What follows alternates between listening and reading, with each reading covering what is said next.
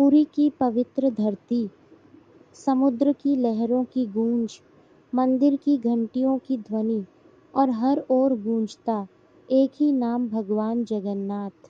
कहते हैं इस नगरी में भगवान केवल मंदिर में नहीं रहते, वे अपने भक्तों के दिलों में बसते हैं और कभी कभी तो स्वयं उनके द्वार तक भी चले आते हैं। आज की यह कथा भी कुछ ऐसी ही है, एक साधारण से पान वाले की, जिसका नाम था प्रभुदास। एक ऐसा इंसान जिसे दुनिया ने कभी खास नहीं समझा, लेकिन जिसकी भक्ति ने स्वयं भगवान को उसकी झोपड़ी तक खींच लिया। पुरी के मंदिर के पास एक छोटी सी गली में एक टूटी फूटी सी झोपड़ी में रहता था प्रभुदास। उसका जीवन बहुत ही साधारण था। सुबह उठना, स्नान करना, भगवान का नाम लेना और फिर अपनी छोटी सी पान की दुकान लगाना। न उसके पास धन था, न कोई बड़ा परिवार, लेकिन उसके पास एक चीज थी जो उसे सबसे अमीर बनाती थी, उसकी सच्ची भक्ति। वह रोज मंदिर के बाहर बैठकर पान बनाता और दूर से ही भगवान जगन्नाथ के दर्शन करता। कभी कभी वह मंदिर के अंदर भी जाता, लेकिन भीड़ और अपनी गरीबी के कारण ज्यादा देर रुक नहीं पाता। फिर भी उसके मन में कभी शिकायत नहीं थी। वह हमेशा मुस्कुराकर कहता, प्रभु, मैं दूर से ही सही, लेकिन आपका हूँ। एक दिन मंदिर में भोग लगते हुए उसने देखा कि भगवान को कितने प्रकार के व्यंजन अर्पित किए जा रहे हैं। मिठाइयाँ, फल, खीर, पूरी और न जाने क्या क्या। उसी समय उसके मन में एक विचार आया, इतना सब खाने के बाद क्या मेरे प्रभु को कभी पान नहीं दिया जाता? यह एक बहुत छोटी सी बात थी, लेकिन उसके दिल में यह एक गहरी इच्छा बन गई। वह सोचने लगा, काश मैं अपने हाथों से बनाया हुआ एक पान अपने प्रभु को खिला पाता। उस दिन से उसका हर पान सिर्फ व्यापार नहीं रहा, वह हर पान को प्रेम और श्रद्धा से बनाता, जैसे वह उसे भगवान को ही अर्पित करने वाला हो। दिन बीते गए, महीने गुजर गए, लेकिन प्रभुदास की ये इच्छा कभी पूरी नहीं हुई। कभी उसने सोचा कि वह मंदिर के अंदर जाकर पुजारी से कहे, लेकिन फिर अपने फटे कपड़ों और गरीब हालत को देखकर वह रुक जाता। मैं कौन होता हूँ भगवान को पान चढ़ाने वाला? वह खुद को ही समझा लेता, लेकिन उसके मन की यह इच्छा बुझी नहीं, बल्कि हर दिन और गहरी होती गई। एक रात पूरी शहर गहरी नींद में डूबा हुआ था। मंदिर के द्वार बंद हो चुके थे, चारों ओर शांति थी।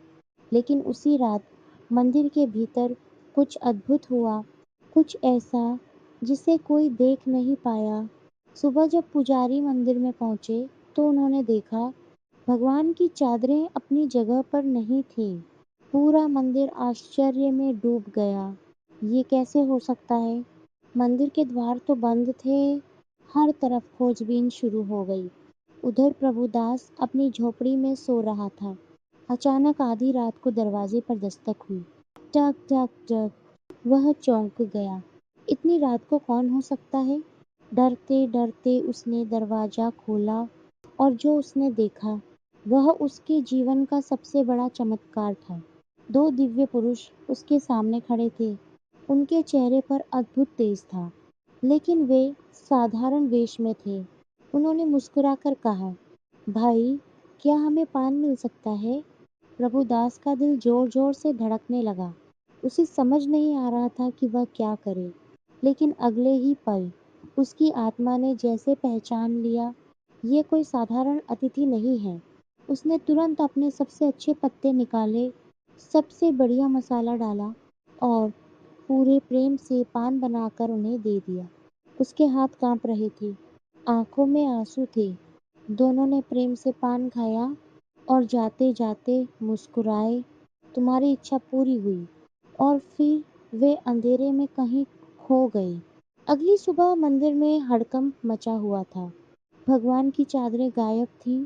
तभी खबर आई, वही चादरें प्रभुदास की झोपड़ी के पास मिली हैं। सब लोग हैरान रह गए। प्रभुदास को तुरंत मंदिर बुलाया गया। कांपते हुए प्रभुदास ने सारी बात बताई। रात को दो अतिथि आए थे।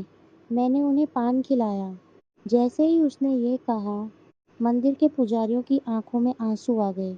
उन्हें सब समझ आ गया। वो कोई और नहीं थे, स्वयं भगवान जगन्नाथ और भगवान बलभद्र थे, जो अपने सच्चे भक्त की भावना पूरी करने उसके घर आए थे। उस दिन के बाद मंदिर में एक नई परंपरा शुरू हुई। भगवान को भोग के बाद पान अर्पित किया जाने लगा।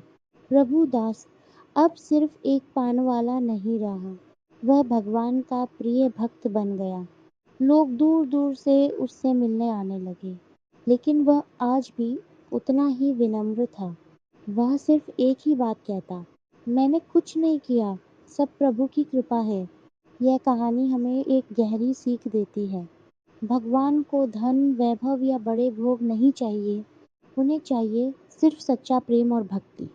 अगर आपकी भावना सच्ची है, तो भगवान खुद आपके पास आ जाते हैं।